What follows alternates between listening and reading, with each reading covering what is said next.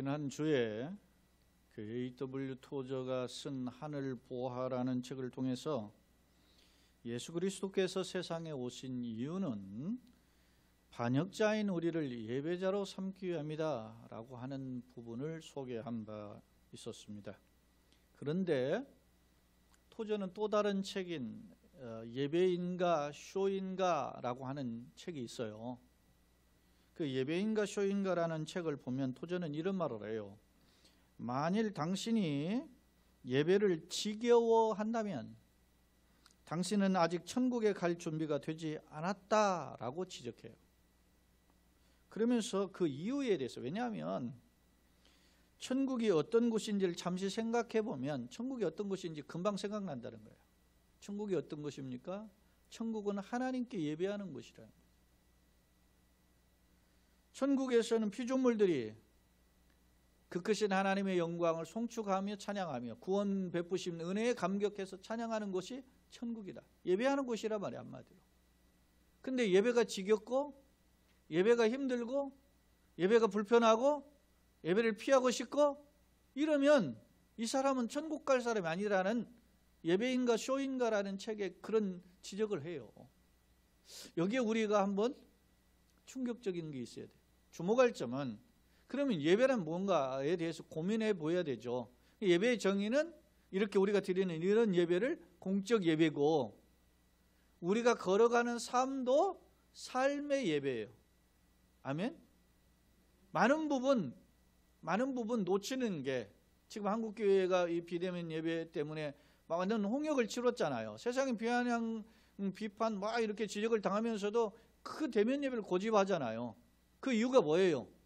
예배의 전부가 대면 예배로만 끝난다고 생각하니까 문제가 있는 거죠. 그 대면 예배에 드린 것처럼 삶도 이어져야 되는 거예요. 그래서 소위 그런 표현이 있잖아요. 주일을 평일같이, 평일을 주일같이. 그 말은 예배의 삶이, 우리가 지금 예배의 경외함을 가지고 있지 않습니까? 진장을, 물론 예배 시간에도 딴 생각하고 딴짓하고 그냥 막 불평과 불만이 가득 앉아 있는 분들 중에도 있어요. 저도 그런 과정을 겪어봤기 때문에 그런 것들을 우리가 예배 자리에 올라올 때 그런 갈등, 고민, 부담 이런 것들을 막 회개하는 거예요. 하나님, 내가 이 예배 자리가 감격의 자리가 되고 주님을 높이는 자리가 되게 해서 이런 마음으로 준비해서 올라오는 거예요. 안 되면 예배 시작 전에 막 이런 고민을 해야 되는 거예요. 그래야 그것이 하나님이 기뻐 받으신 예배의 자리로 이어지는 줄로 믿습니다. 그런 고민을 안 하고 불편함 그대로 가지고 막 오늘은 따라 설교가 기네 뭐 이런 식으로 진행이 되면 결코 건강한 예배, 하나님 기뻐하시는 예배를 드릴 수가 없어요. 사랑하는 성도 여러분, 성도는 하나님의 동행 없이는, 다시 말하면 하나님과 예배하는 관계가 없이는 살아갈 수 없는 존재예요. 그렇다면 되물어 봐야 돼요. 나는 과연 하나님의 임재, 예배는 하나님의 임재죠. 하나님이 이 자리에 와 계심을 믿습니까? 임재하심을 소망하고 임재하심을 경험하는 자리가 예배라는 말입니다. 그래서 예배에 우리 교회가 7대 비전이 있는데 4대 연구 목표가 있음에도 불구하고 7대 비전의 첫 번째가 예배의 감격이에요. 예배의 감격을 놓치는 사람은 결코 신앙에 승리할 수 없어요. 이게 나의 삶의 자리가 예배다. 그러면 여러분 길을 걸어가면서도 마음속에 탄식하면 그건 짧은 예배라. 할렐루야. 여러분이 예를 들어서 화장실에 앉았어도 그거 속에서 내가 하나님 앞에서의 그 주님을 갈망하는 탄식이 있어요. 그게 예배인 거예요. 그렇다면 이 예배에 하나님의 임재를 과연 소망하고 그 하나님의 임재를 체험하고 있는가? 주목할 점은 꼭 기억해야 될 이 내용인데, 하나님은 그 어느 누구와도 함께 하시고 하나님 그에게 은혜를 베푸시기를 원하시지만, 그러나 아무나 함께 하시고 은혜를 베푸시지는 않습니다. 그렇다면 하나님 과연 어떤 사람과 동행하며 어떤 사람에게 은혜 베푸시기를 원하실까? 그것은 바로 죄가 없는 자, 죄 사함을 받은 자, 거룩한 자에게 은혜 베푸시기를 원하시고 그와 함께 하시길 원하시는 줄로 믿습니다. 오늘 데살로니가전서 4장 1절 8절은 저는 말세에 사랑하는 성도의 삶에 대해서 제목을 정해봤어요. 그래서 그걸 종말론적인 성도의 삶은 무엇일까 했는데, 그래도 한마디로 요약하면 거룩이에요. 데살로니가전서를 먼저 내용을 살펴보기 전에 데살로니가전서는 어떻게 쓰여졌는가의 배경 한번 살펴볼 필요가 있어요. 데살로니가전서는 신약성경 27권 중에 바울이 기록한 성경이 13권인데 그 중에 제일 먼저 기록한 성경이 데살로니가전서예요. 시간적으로는 서기에 한 51년에서 52년 3년경으로 기록된 것으로 학자들은 보는데요. 먼저 사도행전 17장 2절의 근거에 보면 바울이 데살로니가 교회에서 전도하는 장면이 나와요. 이때 당시가 바울 사도가 바울이 1차 전도, 2차 전도, 3차 전도 있잖아요. 그 2차 전도 여행에 해당하는데, 여러분 사도행전 16장이 15장 말부터가 이제 바울이 이제 2차 전도 여행 시작인데, 본래는 2차 전도 여행의 목표가 자기가 1차 전도 여행했던 소아시아 지역을 다시 방문하는 거였어요. 그런데 가고자 하는 일들이 막히고, 그리고 밤중에 환상을 보자니 건너와서 우리를 도와달라. 그럼 환상을 보고 배 타고 건너가는 그것이 유럽 땅인데 그 지금의 마게도냐 란 말입니다. 거기에서 첫 번째 지역이 빌립보를 거쳐서 어디에 이르게 되냐면 데살로니가에 이르게 되었단 말입니다. 그런데 사도행전 17장 2절 그리고 4절에 보면 바울이 이곳에 3주 머물러요. 더 있고 싶었는데 유대인들의 회방 때문에 더 있지 못하고 쫓겨나는 거예요. 그래서 3주 동안 복음을 전해서 떠났는데, 그런데 감사한 것은 그 3주 동안 복음을 전했음에도 불구하고 그곳에 교회가 세워집니다. 할렐루야. 특별히 17장 4절에 보면 거기에 구성원들을 보니까 유대인들의 극렬한 회방과 핍박에도 불구하고 거기에 적지 않은 뭐요? 귀부인들과 헬라인 그리고 일부 유대인들이 있었음을 알 수 있어요. 그러니까 이들이 유대인들의 강력한 유대인들이 왜 핍박을 해요? 그들은 율법을 지키고 할례를 받아야만 구원받는다고 생각하거든. 근데 예수 믿어야 구원받는다고 하니까 이단이고 사입이란 말입니다. 그래서 핍박한 겁니다. 그런 핍박에도 불구하고 당시 데살로니가 교회는 이렇게 교회가 세워지는 가운데 있었습니다. 문제는 핍박을 하니까 바울 일행이 이제 거기를 피신하는데, 바울 일행이라고 하면 처음 출발했을 때 바울과 실라가 출발했고요. 아시아를 거칠 때 루스드라를 거쳐가는데 거기에 디모데를 제자를 삼아가지고 데리고 가요. 그러니까 3명으로 늘어나죠. 물론 중간에 이제 또 누가가 합류를 해요.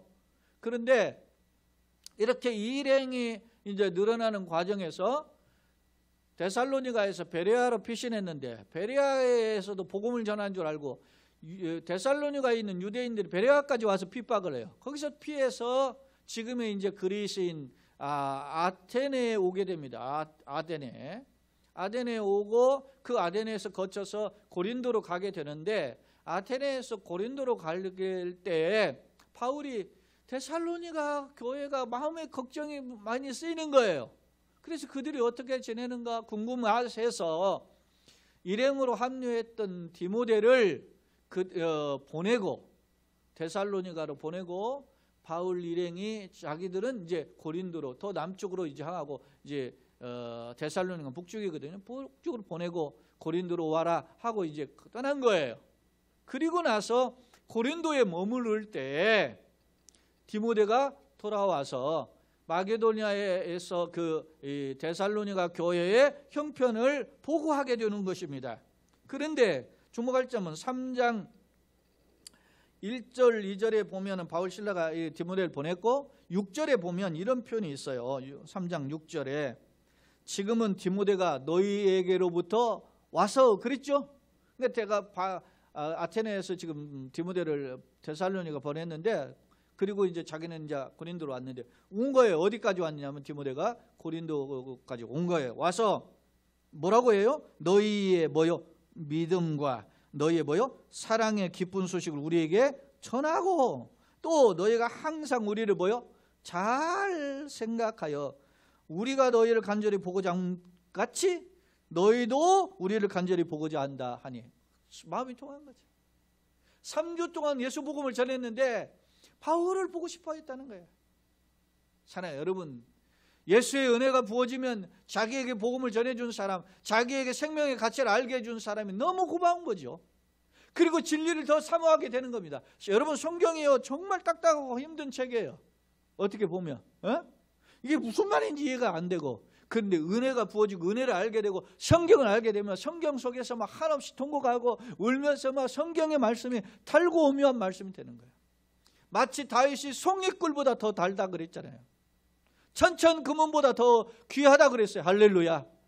그런 말씀으로 변해야 돼. 왜? 하나님 말씀은 살았고 능력 좌우의 어떤 날성 헌보다 예리야 홍과 영과 관절과 골수를 찔러 쪼개 우리의 생명을, 우리의 영혼을 살아나게 만드는 것이 말씀이기 때문에. 바로 데살로니가 교회에 3주 머물렀던 이 교회에 원래 교회도 없었죠. 그런 사람들이 교회를 세워지고 그들이 사모함으로 불릴 때 일어나게 되었다는 소식이 바울에게 전달이 된 거예요. 그래서 바울이 어떻게 해요? 기쁨이 정말 걱정이 많았었는데 이제는 기쁨이 충만해서 이제 편지를 쓴 것이 바로 데살로니가 전서예요. 그 보세요. 1장 6절 7절에 보면 바울이 뭐라고 하는지 보시면 또 너희는 많은 뭐요? 환난 가운데서 성령의 기쁨으로 뭘 받아? 말씀을 받아. 우리와 바울 일행이죠. 주를 본받은 자가 되었어요. 핍박에도 막 주님을 본받아. 그러므로 너희가 마게도냐와 아가야에 있는 모든 믿는 자의 뭐가 됐어요? 본이 되었어요. 지금 바울이 아가야에 지금 고린도에 와 있잖아요. 아가야 큰 지방에 고린도에 와 있어요. 그런데 고린도까지도 이렇게 막 바울이 자랑하는 거예요. 막 고린도에 있는 바울이 고린도에 1년 6개월 머무르는데 그곳에서 말이 봐라 마게도냐는 내가 3주밖에 안 했는데 이 사람 믿음이 얼마나 좋은지. 1장 3절에 보면은 그 믿음의 역사와 사랑의 소고와 소망이 있는 교회, 신망의 교회라 말이야. 그렇게 칭찬하고 있음을 알 수 있어요. 그런데 2장 보세요. 14절에도 형제들아 너희가 그리스도 예수 안에서 유대에 있는 하나님의 교회를 본받은 자들이야. 이 핍박이 있음에도 불구하고 그 고난에 동참했다 이렇게 이야기하면서 그렇게 칭찬하면서 하나 권면을 해요. 그 권면이 3장 13절이에요. 자, 3장 13절에 보면 너희 마음을 어떻게 해요? 굳건하게 하시고, 이게 권면과 기도의 얘기죠. 바울이 하나님 앞에서 데살로니가 교회를 놓고 기도한 내용인데 어떤 기도냐? 너희 마음, 데살로니가 교인들의 마음을 굳건하게 하시고 우리 주 예수께서 그의 모든 성도와 함께 어떻게? 강림, 재림이죠. 재림하실 때에 하나님 우리 아버지 앞에서 어떻게? 거룩함에 흠이 없게 하시기를 원하다. 바울은 예수님의 재림 때까지 이 데살로니가의 이 믿음 신망의 교회가, 칭찬받는 교회가, 주님을 본받고 모든 사람의 본이 된 이 교회가 예수님 오실까지 흠이 없이 보존되기를 원합니다. 그렇게 기도했어요. 그렇게 기도하면서 바울이 지금 데살로니가 교회에 편지했다라는 말입니다. 그러므로 이제 4장 5장 이 말씀은 어떤 면에서 보면 바울이 데살로니가 교인들이 예수님의 재림을 준비하고 기대하는 사람으로서 어떤 삶을 살아야 되느냐를 이야기해요. 그래서 오늘 저는 졸만론전에서 성도의 삶 무엇일까를 1로 했는데 이번 주와 다음 주에 두 번에 걸쳐서 데살로니가 교회에 주신 그 교훈을 한번 살펴보고자 하는 것입니다. 첫째, 예수님의 재림을 준비하는 성도를 과연 어떻게 살아야 되느냐? 4장 3절을 한번 보겠습니다. 자, 하나님의 뜻은 뭐라고요? 이것이니 너희의 뭐요? 거룩함이라. 사랑하는 성도 여러분, 하나님이 우리에게 기대하시는 게 뭘까요? 종말론적으로 예수의 재림을 소망하며 하나님의 나라를 소망하며 살아가는 성도에게 하나님이 기대하시는 뜻은 과연 뭐냐? 그것은 바로 너희의 거룩함이라는 것입니다. 이 말씀은 마치 레위기 11장 44절에 내가 거룩하니 너희도 뭐라고? 거룩하라. 이거는 레위기의 주제 구절이에요. 레위기 11장 44절 45절 그리고 레위기 19장 2절에 보면 이 말씀이 반복되는데 내가 거룩하니 너희도 거룩하라. 그런 말씀이에요. 이게 레위기 주제 27장 전체를 탕제로 다리면 뭐라고? 한 단어의 거룩. 거룩은 누구예요? 내가 거룩이 하나님이라는 말이에요. 거룩은 하나님이니까 너희가 하나님을 믿는다면 하나님의 백성이라면 너희도 어떻게 하라는 거예요? 거룩이라. 그렇게 이야기하고 있음을 살펴볼 수 있습니다. 사랑하는 여러분, 당시 데살로니가 교회가 어땠다고요? 바울 사도가 3주 동안 전도해서 떠났던 교회였기 때문에 신앙의 연륜이 짧은 교회, 다시 말해 믿음의 초보예요. 초짜들이에요. 그러나 그럼에도 불구하고 하나님은 믿음의 초짜에 들어선 사람이라 할지라도 그들이 뭐 하기를 원했어요? 거룩하기를 원했다. 목사만 거룩하고 장로만 중직자만 거룩한 게 아니에요. 이제 예수 믿으면 누구든 그리스도 안에 예수 안에 있으면 새로운 뭐요? 피조물. 예수를 믿었으면, 예수를 고백하면 거룩한 자가 되어야 되는 줄로 믿습니다. 그래서 예수를 믿는 사람에게 뭐요? 성도라고 하는 거예요. 성도. 직분이 없는 자에게 성도라 하는 게 아니고 하나님의 거룩한 백성이 됐기 때문에 성도라 부르는 줄로 믿습니다. 자, 4장 3절 5절. 그러면 거룩함이 이르는 비결이 뭘까? 3절 5절을 쭉 보면 돼. 3절에 먼저 곧 뭐라고요? 거룩하려면 뭐 해야 돼요? 뭘 버려야 돼요? 음란을 버리고. 여러분, 음란을 버리고, 음란이라는 게 이게 매춘부라는 뜻이거든요. 이게 매춘부는 뭐요? 부정한 성관계를 하는 사람이란 말이죠.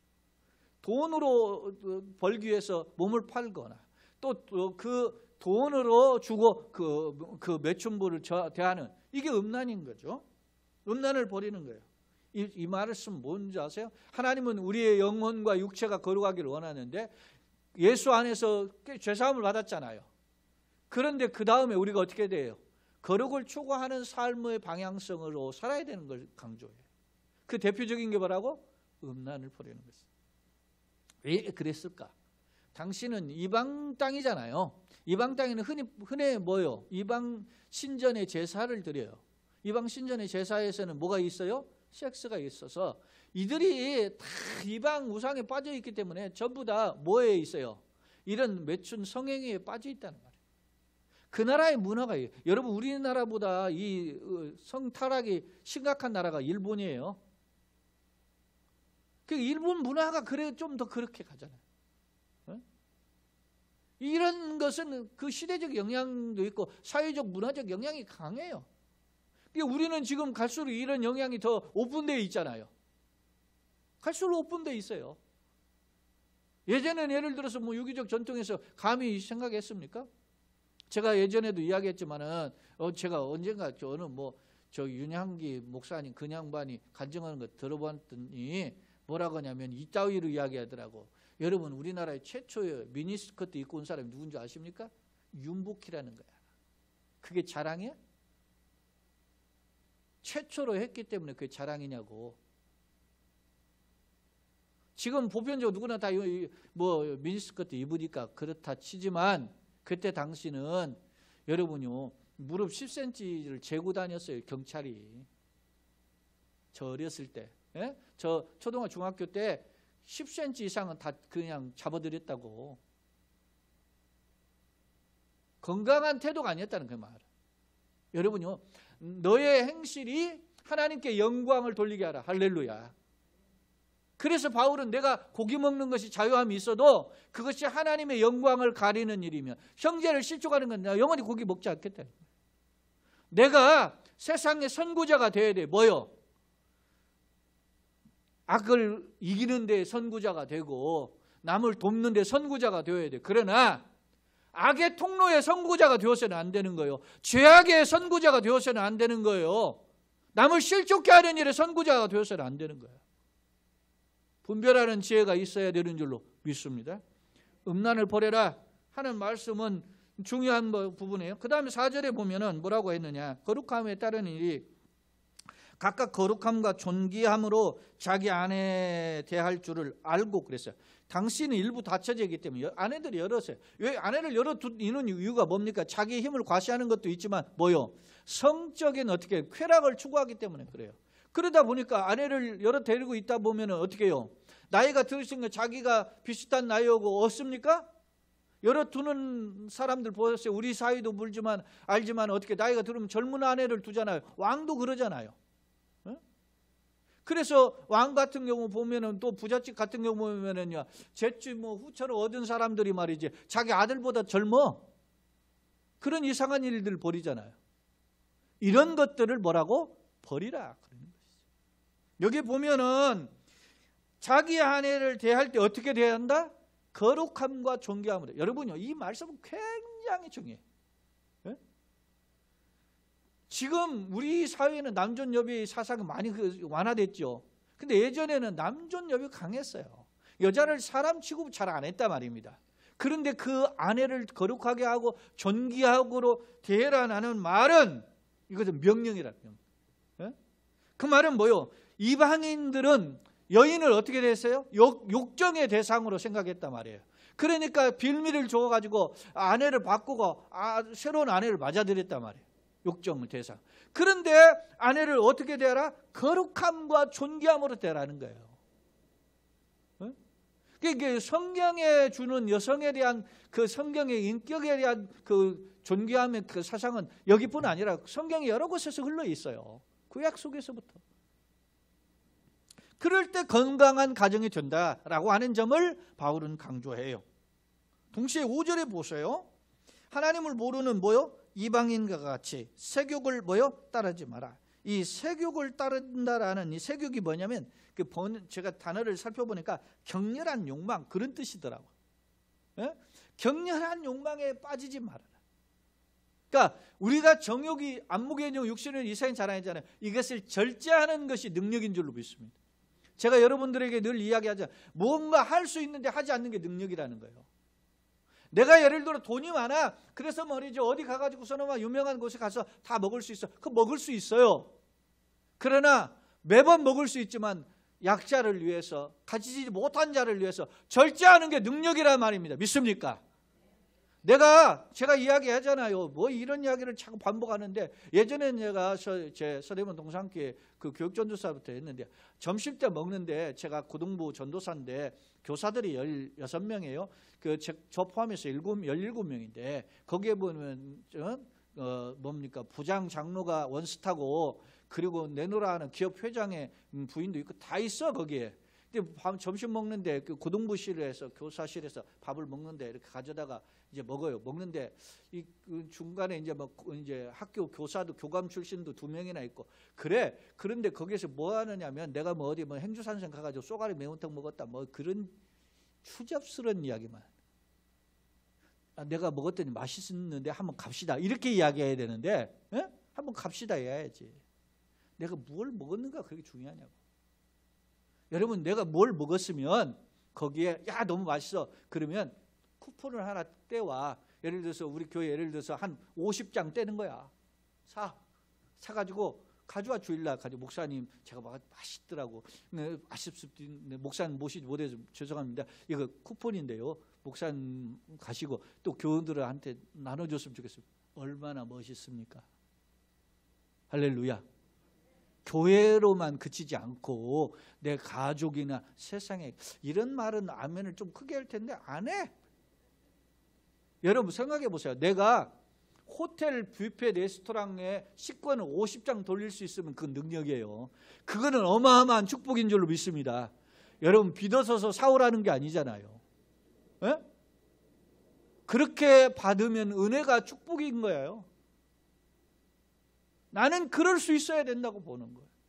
세욕을란 말은 격렬한 욕망, 뭐예요? 정욕에 빠지는 욕망이래. 육체의 욕망, 음란에 빠지는 욕망. 이방인들이 그랬다는 거예요. 너희는 그렇게 하지 말고 그렇게 강조하고 있습니다. 사랑하는 여러분, 왜 이런 격렬한 욕망에 빠졌을까요? 이방인들은 눈에 보이는 것이 전부기 때문에, 하나님의 나라가 없기 때문에, 미래의 소망이 없기 때문에 현실에 집착하는 줄로 믿습니다. 오늘 우리는 그렇게 살지 말고 그러면서 6절 보시면 이 일에 뭐요? 분수를 넘어서 형제를 해하지 말라. 이 일은 뭐요? 세욕의 격렬한 욕망에 빠지는 거예요. 음란에 빠지는 거. 이것이 자꾸 뭐가요? 사람은요 정욕을 빠지는 거예요. 그러니까 어떻게 해요? 분수를 넘어. 자기의 넘어야 될 분수라는 건 경계선이거든요. 하나님이 주신 경계선, 가정의 경계선, 이런 경계선을 넘어서 형제를 해하지 말라. 이 말은 내가 누군가 남의 여자를 건드리면 그의 가정의 형제, 그 이웃을 어떻게 해요? 해하는 것이 되는 거예요. 에? 요즘은 뭐 사랑이라 그래가지고 무슨 뭐 결혼 가정이 있고 없는 사람들도 뭐 가지고 꼬시고 뭐 이지랄. 죄송합니다. 이거 하는데 이건 망해야 할 짓이거든. 이게 무슨 사랑의 행위로 이게 포장될 수 없는 거예요. 이게 주님은 바울을 통해서 이 일의 분수를 넘어서 형제를 뭐라고 해하지 말라 하면서 이는 뭐라고 그랬어요? 우리가 너희에게 미리 뭐요? 말하고. 바울이 3주 동안 머무면서 이미 권면한 거예요. 말하고 증언한 것 같이 이 모든 일에 주께서 어떻게 해요? 신원은 억울함을 풀어주는 게 신원이에요. 그 억울함을 당한 가정이 있다면 그것을 반드시 하나님이 심판하시겠다는 거예요. 그것을 경고하고 있음을 말씀을 통해서 살펴볼 수 있습니다. 사랑하는 여러분, 동서고금 막론하고 하나님은 천국, 하늘에 계신다 해서 하나님이 계시는 나라를 흔히 천국으로 표현했어요. 그런데요, 하나님은 천국에도 계시지만 이 세상에서도 계셔요. 그래서 이 무소부재하신 하나님이라 표현하잖아요. 그런데 하나님이 세상 어디 계시냐 말이죠. 어느 누구와 함께 하시느냐. 그것은 성도 한 사람 한 사람과 함께 하시는 줄로 믿습니다. 그래 다시 말하면 하나님이 성도 한 사람 한 사람을 뭐요? 성전 삼으시고 내주하신다는 것이죠. 그래서 성도 한 사람 한 사람은 하나님의 거룩한 뭐요? 처소예요. 자 보세요. 7절 8절을 한번 보겠습니다. 자, 하나님이 우리를 뭐라고? 부르심은 부정하게 하심이 아니요, 이게 죄악에 빠져 여전히 살게 하심이 아니요, 뭘 하기 위해? 거룩하게 하심이니. 그러므로 저버리는 자, 하나님의 부르심을 저버리는 거죠. 거룩을 저버리는 거죠. 그런 사람은 뭘 저버려? 사람을 저버림이 아니요, 너에게 그의 성령을 주신 하나님 뭐요? 저버림. 내가 하나님의 부르심, 다시 말하면 거룩을 외면하고 하나님의 거룩을 떠나서 사는 사람은 하나님께서 우리 안에 성전 삼으시는 성령 주심을 저버리는 것과 같다. 그렇게 경고하고 있습니다. 사랑하는 여러분, 거룩함을 여기 저버린다라는 단어가 헬라어로 아데테오라고 하는 단어인데 이게 뭐냐면은 무시한다, 취소해버리다, 그런 뜻이에요. 하나님 말씀을 무시해버리는 거예요. 이게. 그런 삶은 교만에서 비롯되는 거예요. 욕심에서 비롯되는 거란 말이에요. 이런 삶은 성령님이 거하시는 성전을 파괴하는 행위다라고 하는 것입니다. 사랑하는 여러분, 구약시대에 대제사장은 최고 아닙니까? 당시 시대에 하나님을 대면하는 최고의 사람이에요. 그런데 그 대제사장도 성전 지성소 들어가다 즉사하는 경우가 있었어요. 여러분, 아론의 두 아들 나단과 아비람이 뭐야, 저기 뭡니까? 저 안에 두 아들이 뭡니까? 다른 불을 가졌다가 불을 제사함으로써 죽음을 당했잖아요. 그들이 왜 죽임을 당해? 거룩하지 않기 때문에. 여러분요, 그래서 구약의 제사는 하나님을 대면할 때 거룩하지 않으면 신성모도 죽임을 당했어요. 예수님을 사람들이 고발하려고 하니까 뭐를 뒤집어 씌운 거예요? 성전을 헐라 그러면 내가 사흘 만에 일으켰다 했는 그런 말을 빌미로 신성모독죄로 고발하잖아요. 이처럼 하나님이 기뻐하시는 것은 거룩이에요. 주목할 점 보세요. 고린도전서 3장 16, 17절에 보면 이 고린도전서에는 여기뿐만 아니라 세 곳이 나와요. 이곳 포함해서 세 곳에 이 성전 구절에 대한 나오는데 여기 한 곳만 제가 살펴보는 거예요. 자, 보면 너희는 너희가 하나님의 뭐요? 성전인 것과 3장 16절 17절 것과 하나님의 성령이 너희 안에 뭐요? 계시는 것을 알지 못하느냐. 누구든지 하나님의 성전을 뭐요? 더럽히면 그 사람은 하나님이 그 사람 어떻게 멸하시리라. 하나님의 성전은 거룩하니 너희도 어떻게 거룩해. 너희는 하나님의 성령이 거하신 성전이다. 그러니까 우리가 거룩해. 베드로전서 2장 5절 너희는 뭐요? 택하신 족속의 왕 같은 제사장이 거룩한 나라예요. 그죠? 거룩한 나라. 거룩한 나라예요. 하나님은 우리를 성전 삼으신, 다시 말하면 하나님과 우리는 뗄래야 뗄 수 없는 불가분의 관계란 말입니다. 그러니까 하나님, 내 마음에 그리스도라는 집, 그리스도의 집이라고 하는 책에 보면은 주님이 나를 내 마음에 집으로 터전 삼고 계신다라는 거거든. 그게 바라기는 우리가 이런 하나님의 말씀 앞에 돌아볼 필요가 있어요. 당시 데살로니가 교회는 지금 바울이 3주만 머물렀죠. 그래서 바울이 이제 베레아를 거치고 아테네를 거쳐서 고린도에 왔고, 그리고 다시 이제 고린도에서 편지를 써서 다시 보낼 정도까지만 거의 한 1년의 시간이 흘렀다고 보아요. 그럴 동안에 데살로니가 교회는 여전히 연륜이 짧아요. 신앙 연륜이 짧고, 경제적으로도 상대적으로 이 고린도나 아테네에 비해서 상대적으로 이 마게도냐 교회들이 가난했어요. 가난한 교회였고, 그리고 무엇보다도 당대 데살로니가 교회는 뭐요? 복음을 가르쳐는 지도자가 없었어요. 그런데 이것으로 끝나는 게 아니라 당대 교회는 어떻게 해요? 유대인들이 말이지 어지럽히고 핍박했던 힘든 교회였단 말입니다. 하지만 1장 3절에 보면, 이걸 제가 참 좋아하는 구절로, 예전에 제가 교회를 시작할 때 이 말씀이 저에게 참 많은 도전이 됐던 구절이에요. 1장 3절에 자, 너희의 뭐요? 믿음의 역사와 사랑의 뭐요? 수고와 우리 주 하나 예수 그리스도에 대한 소망의 뭐요? 인내를 우리 하나님 아버지 앞에서 끊임없이 뭐요? 기억. 다시 말하면 믿음, 소망, 사랑 있는 교회였단 말이에요. 예? 데살로니가 교회가. 그래서 보세요. 앞서도 살펴봤던 6절 7절에 그들이 어떻게 해요? 환난 가운데서도 믿는 자의 어떻게 해요? 본이 되어 주를 본받는 자가 되었고, 심지어는 어디? 이 마게도냐와 뿐만 아니라 지금 바울이 머물고 있는 아가야 지방까지 믿는 자의 본이 된 소문난 교회다 말이에요. 사랑하는 여러분, 오늘 우리의 모습은 어떻습니까? 우리 교회로는 25년이 지나고 26년 차를 지금 보내고 있어요. 개인적으로 여러분들이 또는 몇 년, 몇십 년 신앙생활을 했어요. 그렇다면 나는 어떤가? 최근 우리 교회는 그동안도 뭐 살얼음 밤을 걷는 것처럼, 그동안도 무리를 걷는 것처럼 참 어려웠는데, 지난 1년은 참 어려운 그런 과정에서 걸어왔어요. 그러나 저는 지난 1년 동안 우리 교회를 참 하나님 많이 사랑하시고 복 주셨다 저는 생각해요. 역경 속에서도. 사랑하는 성도 여러분, 이런 강력한 위기 속에서도 우리가 걸어갈 수 있는 것은 오직 주의 은혜인 줄로 믿습니다. 그러니 우리가 눈에는 현실이 들어와도 우리 눈 넘어, 시야 넘어 주님의 세계를 볼 수 있는 영안이 열리기를 예수님의 이름으로 축원합니다.